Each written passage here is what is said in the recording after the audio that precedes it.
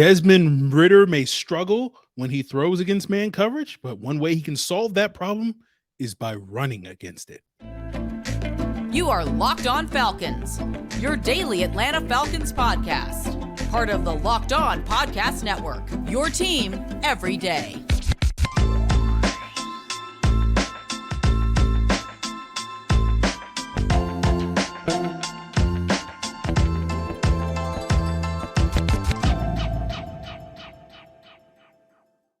So, guys, you know me. I'm Aaron Freeman, a.k.a. Mr. Drew, a.k.a. Sirius Black, and the very humble host of this illustrious Locked On Falcons podcast, part of the Locked On Sports Atlanta podcast family, your team every day.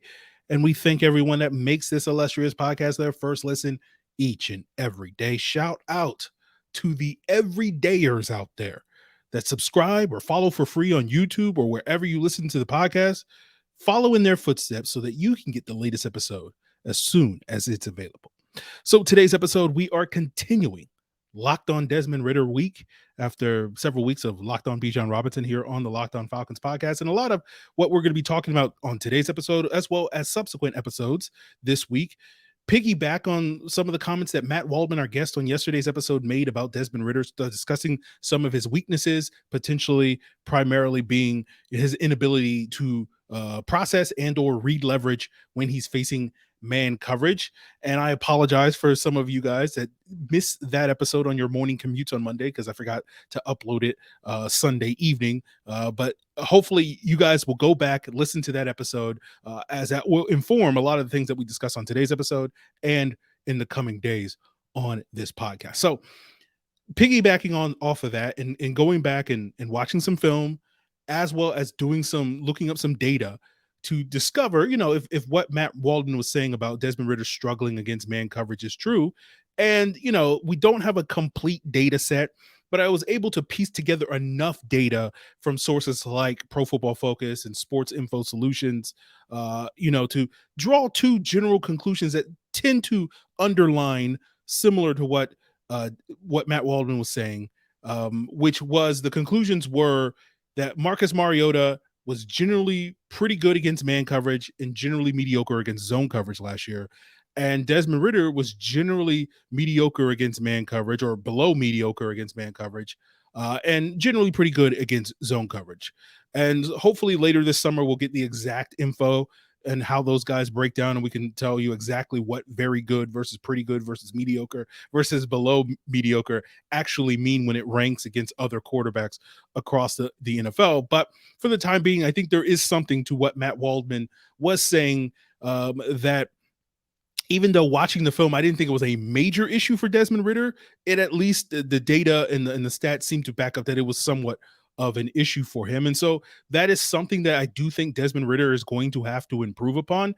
And generally speaking, piggybacking again off something that Matt Waldman said, is that when you look at the top passing offenses in the league and the top quarterbacks in the league, they tend to do very well against man coverage. Like, there is a clearly, based off of some of the data I've seen, there's a clear split between the upper half quarterbacks in the league, the top 10 to 15 quarterbacks in the league, when you look at how effective they are against man coverage versus the lower half of the league quarterbacks when it comes to man coverage. And I think for the time being, like, Mariota was kind of in the middle, right? And Desmond Ridder was in the lower half of the league. And, one of the things I did in doing all this research before today's episode was, looking up like Trevor Lawrence, because I saw one site, Sports Info Solutions, saying that the Jaguars had the highest expected points added last year against man coverage last year. And I know that that was something that Trevor Lawrence struggled with in his rookie season. And you saw a big year one, the year two jump for Trevor Lawrence and the Jaguars against man coverage, passing against man coverage. And I think that was probably a catalyst for the Jaguars' overall improvement. And so therefore, I think there's, a point that if we can see significant growth for Desmond Ridder, that will mean significant growth for this offense moving forward. And I picked the Jaguars out because I distinctly remember going back and charting those matchups against Trevor Lawrence in 2021 when he was a rookie, as well as Gardner Minshew when he was a rookie back in 2019, and noticing how poorly those guys were and how ineffective they were throwing against the Falcons man coverage in those games. And there's a lot of reasons for that, the tighter windows, all that sort of stuff. And that's where Matt Waldman's point about being able to read leverage, make good, accurate throws against man coverage is important in this league. So we'll see how Desmond Ridder progresses, in the future on against man coverage. And the rest of today and potentially later this week, we'll dive deeper into how the different skill position players can help Desmond Ridder get better in man coverage. I think probably tomorrow we'll talk quite a bit about the wide receivers, focusing primarily on Drake London and how the receivers can help improve that aspect of Ritter's game. We're not going to spend a lot of time talking about JJ Arthega Whiteside signing on this podcast. There's no reason, in my opinion, to put any note on that move any more than we put on the Falcons bringing in Penny Hart or Slade Bolden, or even, the idea of Frank Darby having a breakout season, right? We're not going to be pushing, JJ Arthega Whiteside propaganda here on Locked On Falcons. If you come across somebody else who's pushing that propaganda, you have my permission to unfollow them on Twitter. Or if you meet them in the wild, say walking their dog, you have my permission to kick their dog. No, of course, I'm not promoting animal abuse. Just punch them in the face. Human abuse we do promote here on Locked On Falcons. And some of you go like, what is Aaron talking about? Now you're paying attention. Now I have your attention. But we are not going to be, basically the point. I'm just saying wild stuff just to get your attention back. Maybe some of you guys are zoning out as you're listening to the podcast, but we do not on Locked On Falcons promote overhyping big wide receivers that can't separate. We already have Mac Hollins on the team, so we're not going to spend any time promoting a second big wide receiver like JJ Arthega Whiteside who cannot separate in this. But we will pour one out for Bernie Sanders, aka Jared Bernhardt, who apparently decided that he was done with playing football and retired, and that prompted the Falcons to bring in JJ Arthega Whiteside. I do like saying his name, Arthega Whiteside, but this is another opportunity that goes, is this the week that the Falcons trade for Corey Davis? Probably not, but we'll continue to push that propaganda here on the Locked On Falcons podcast. But for the rest of the week, we will dive deeper into how the various assets will help Desmond Ridder in beating man coverage. But today, I think we're going to focus primarily on, if Desmond Ridder doesn't show the progress in man coverage, one way that he can hurt teams when they do decide to deploy man coverage against them is by running more. And that's what we're going to get into as we continue today's Locked On Falcons. But first, guys, I want to tell you to make a fast break to FanDuel for this year's NBA playoffs. Of course, the conference finals in the playoffs for both the East and West are going on and potentially ending very soon, depending on where you stand. And, depending on where you stand, you might want to head on over to FanDuel. And when you do, make sure you check out a no sweat first bet up to $1,000. That means you get bonus bets back if your first bet doesn't win, up to $1,000. And you can bet on, the results of the conference finals. You can bet for some improbable comebacks from Boston or LA, or you can bet on the NBA draft, or if you're not necessarily into the NBA playoffs, of course, Major League Baseball, the NFL props are out there at FanDuel. And of course, take advantage of this by heading on over to FanDuel.com/lockedon, and you get your no sweat first bet up to $1,000. Again, that's FanDuel.com/lockedon. FanDuel, an official sports betting partner of the NBA. So based off of the data I could find, there wasn't a major difference from what I could gather in the percentage of man coverage versus zone coverage that Marcus Mariota saw in his 13 starts versus what Desmond Ridder saw in his 4 starts. Sports Info Solutions give a 64-18 zone to man split, and that leaves about 18% of the plays uncategorized, which goes back to what I was saying earlier, why we have incomplete data set. From what I could find, there's like 18% of plays that don't fall under the category of man versus zone by SIS or PFF's data. And so I don't know how to factor that, and without me sitting here spending the time to go charting it myself, I'm not necessarily going to do that. But it goes back to something I believe Matt said on the podcast yesterday, and certainly said previously on the podcast, which is how NFL defenses and NFL teams don't really know how to game plan against, unproven quarterbacks in their first few starts. And so I imagine what that means as it applies to the Falcons is that basically for Ritter's first 4 starts, that teams basically game planned against the Falcons the same way that they had been game planning against Marcus Mariota. But I wonder if that's going to change as Ritter gets more opportunities in 2023, as Matt suggested. I can't remember exactly, as I said, like 4 to 6 games before teams make the adjustment. So that should be reasonably early in this upcoming season. And one of the things that I'll be curious to see if how teams change against Ritter is by playing more man coverage against him, because those teams are less afraid of Desmond Ridder using his legs as they were of Marcus Mariota using his legs. And that's one of the things that, can often determine the general outline of a team's defensive game plan based off of the quarterback, of whether they use a lot of man or whether they use a lot of zone, is quarterback mobility, not just the caliber of receivers that the team is facing, but with a mobile quarterback, teams tend to favor zone coverages in those situations, because it gets more eyes on the quarterback in the event that he decides to tuck it and run, versus man coverage, where when your defensive backs are really focused on chasing receivers around, their back winds up being turned to the quarterback. And so if that quarterback breaks outside the pocket, there's really nobody other than maybe a single high safety that's 25 yards on the field that can really stop him, unless a team has a lot of confidence in their ability to spy that mobile quarterback, often with a linebacker. And that can work in your favor or against your favor. I often recall using this as an example back in the day for my pro Keanu Neal and anti Deion Jones propaganda here on this podcast. But back in 2017, I recall that Buffalo Bills game where the Falcons, for like the first 3 quarters of the game, tried to spy Tyrod Taylor with Deion Jones, and Deion Jones did not do a great job doing it. And there was a number of key third downs that the Bills were able to extend drives because of Tyrod Taylor's legs, because Deion Jones was not an effective spy in that game. And then midway through the second half, the Falcons made the adjustment of saying, okay, Keanu Neal, you're going to spy Tyrod Taylor. And Tyrod Taylor's legs were no longer a factor in the game. And that's why I continue to pound the table that Keanu Neal is one of the most underappreciated Falcons of the last decade here on this podcast. But that is a topic for a separate day. But I digress, right? I think defenses were a lot more aware of Mariota's running ability and potential to run than they probably will be of Ritter. And we've discussed this before many times since we drafted Desmond Ridder, that while Desmond Ridder is a great athlete, is he a really great runner, right? And the way I likened him when I evaluated him coming out of Cincinnati, and based off of what little evidence we've seen so far this year, I still tend to liken Desmond Ridder's running to that of a Daniel Jones, which is a good runner, but not necessarily a guy that's going to make you change how you game plan against him, right? And that was, I think, a big part of why Daniel Jones and the Giants had much success in 2022, is because they were much more willing to let Jones run this year than they had been in previous years, right?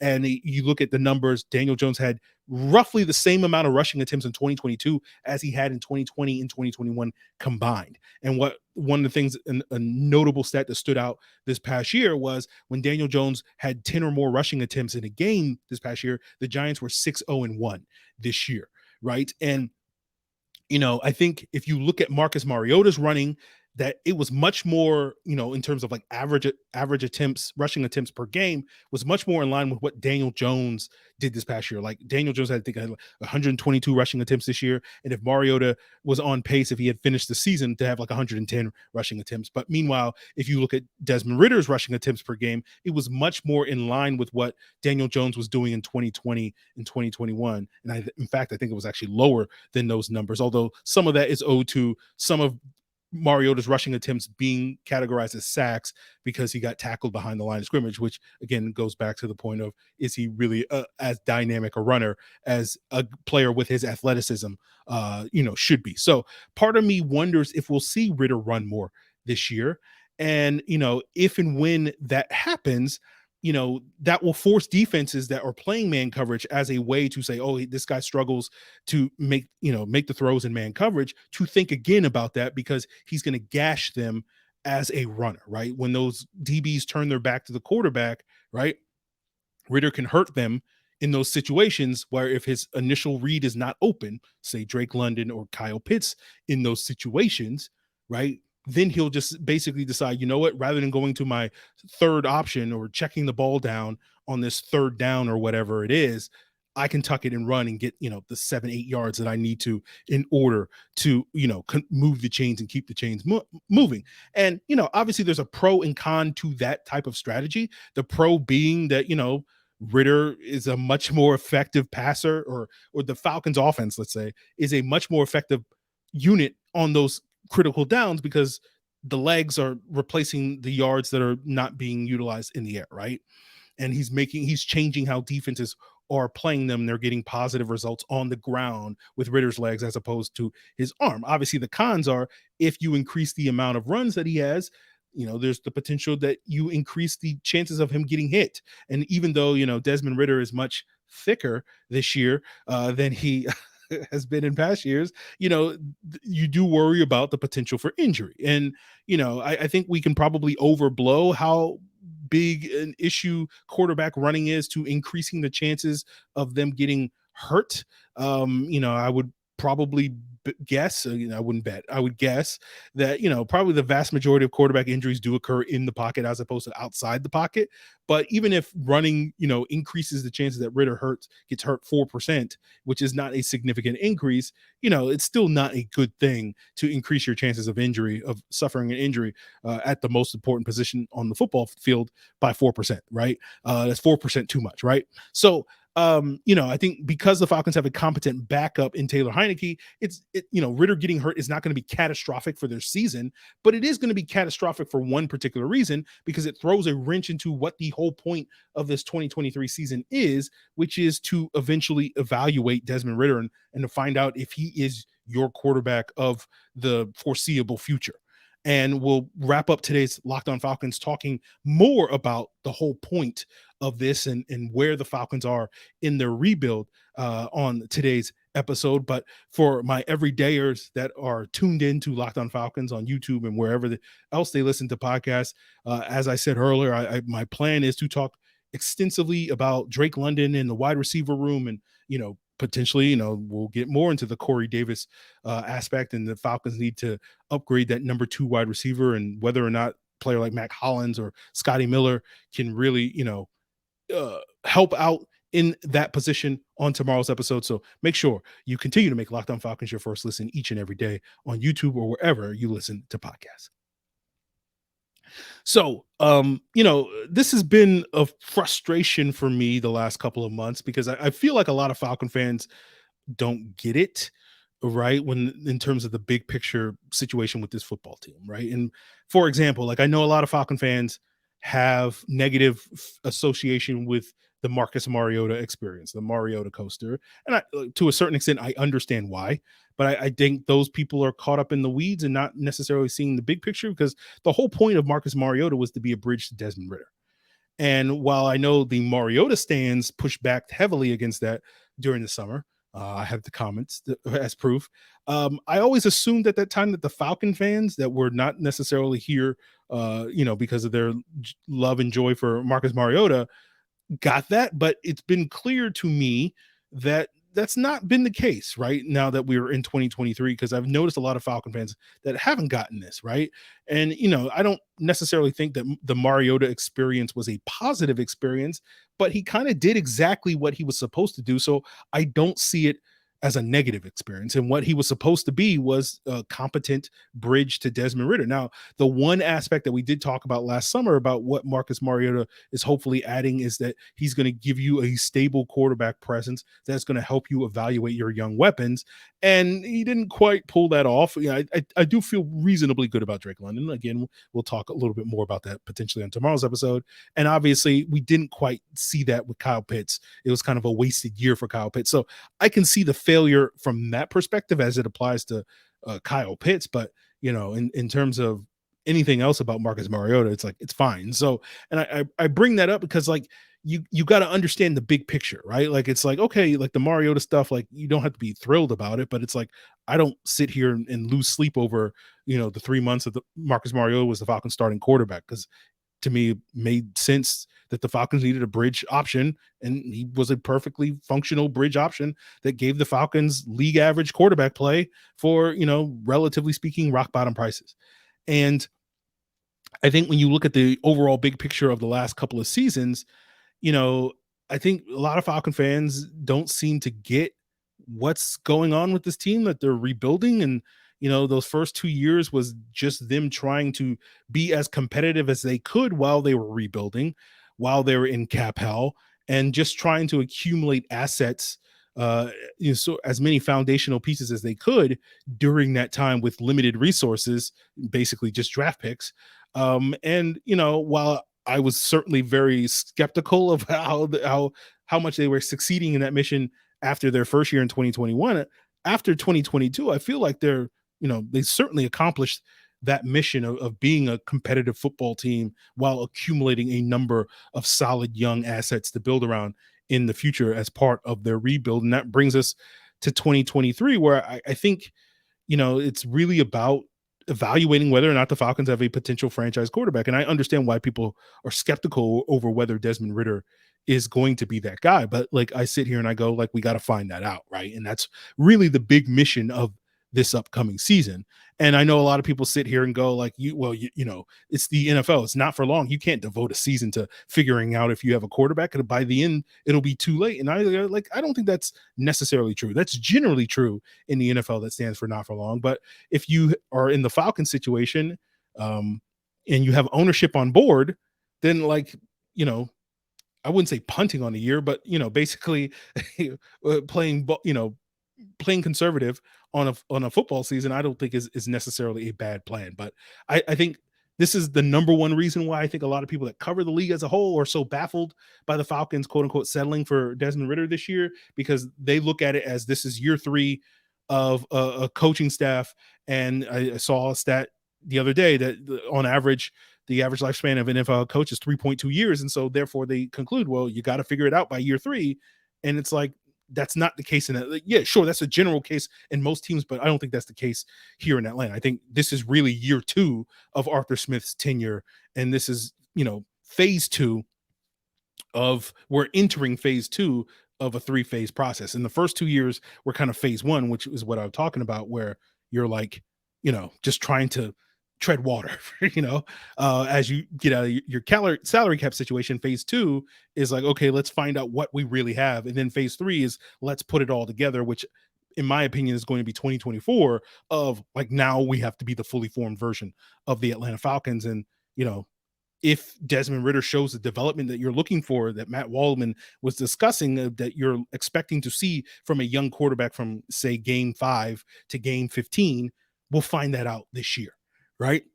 And so, I think that to me is the key here, right? Because I think the downfall of the 2 previous regimes here in Atlanta was that they were regimes that had early success and then thought, oh, this early success means that we're 1 or 2 pieces away from winning a Super Bowl.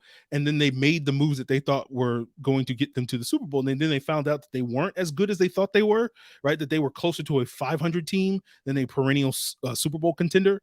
And that ultimately led to those teams, having some repercussions, falling short of making the playoffs, not just making the Super Bowl. And Mike Smith got fired, Dan Quinn got fired for those reasons. And now I feel like this regime is basically, what those regimes failed to do was they failed to shore up the foundations of the team, O-line, the defense, etc. And I feel like this regime is shoring up those foundations. But like, of course, everybody's focused on the quarterback and whatnot, and being like, oh, you can't do it that way. And that's fine. But like, for me, I'm like, I have no problem with a different regime going in a different direction and saying, let's shore up these foundational things so that even if we fall short of our goals, we're not going to fall all the way to the point where we're going to, be a bad football team or whatever, or being 7-9 is no longer, is going to lead to us getting fired or whatever. But that's a whole complicated subject. So I will leave that aside. So again, I think it's, they're entering phase 2 of a 3-phase rebuild plan. And so, like, to me, a lot of the criticism that I've seen from especially fans and outside media people seems to be like, why aren't they completed phase 3 yet? And it's like, because they're just beginning phase 2. But that's just my personal opinion. We're 15 months removed from beginning phase 1 of the rebuild plan. So that's why it hasn't proceeded at the pace that I think a lot of people want it to. But all that to sit here and say is the point is like this year is about figuring out Desmond Ritter, right? You know, I know a lot of people were hopeful that last year would have been about figuring out Desmond Ritter, but you know, again, I think we could certainly nitpick and say, you know, there were 3 more starts that Desmond Ritter should have made last year, but you know, either way, I don't know if we would have our answers sitting here today. We might have more answers, but we still wouldn't have a definitive answer, and we'd still be trying to figure that out. I still think today. So I don't look back in hindsight as other people do and say like, "Oh, we wasted last year," or anything like that. So, like to me, it's fine that we still haven't figured that out yet. Basically, is what I'm trying to get here. And the point is that if Desmond Ritter were to get hurt, that would derail that plan, right? Because even if he only missed a couple of games, right, depending on the type of the injury and the severity of that injury, you know, all of a sudden it's like, well, can we properly evaluate, you know, the games that when he came back for because of this injury, and that kind of derailed things. So that's my main concern with Desmond Ritter running more is like, okay, you know, does this open up the potential of him injury? So it's kind of a, you know, catch 22, whatever you want to call it. So my conclusion is I want to see Desmond Ritter run more, you know, especially if NFL teams and defenses are you know, enthusiastic about playing man coverage. You know, I feel like if that winds up being a legit weakness of Desmond Ritter's game, and he's in that bottom half of the league again when it comes to attacking man coverage, rather than in the upper half of the league, which will tell us and be a strong indicator that Desmond Ritter is on a path to being one of the higher, you know, the upper level, let's say upper level, top 15, top 10-ish quarterbacks in the league. You know, I hope one of the ways that the Falcons can mitigate that from a team standpoint, even if it doesn't necessarily mean that Desmond Ritter is going to reach the ceiling that we're all hoping that he can reach and be this Dak Prescott type of starter.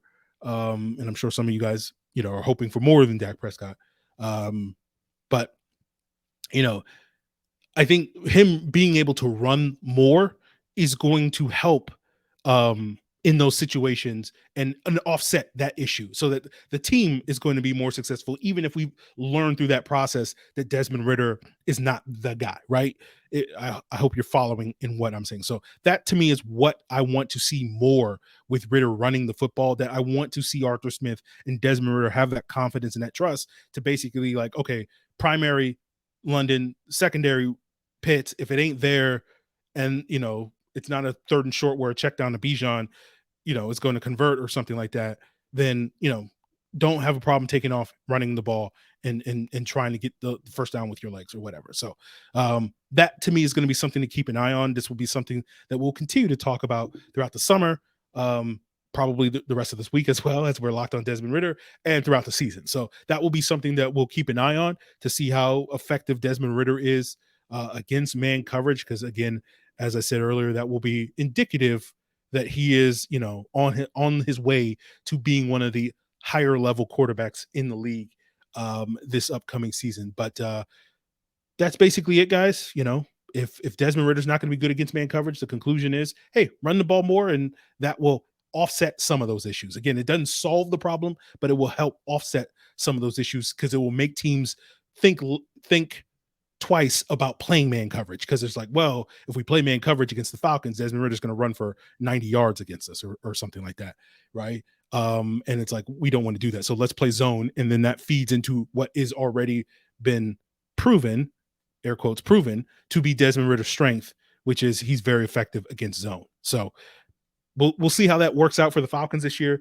Tomorrow's episode, we'll be talking more about how the wide receivers and, you know, whether Drake London can, you know, help Desmond Ritter, you know, be effective against man coverage by that rapport being strong between those two. And I think later in this week, we'll talk about Kyle Pitts and the tight end position and how those guys can help impact that as well.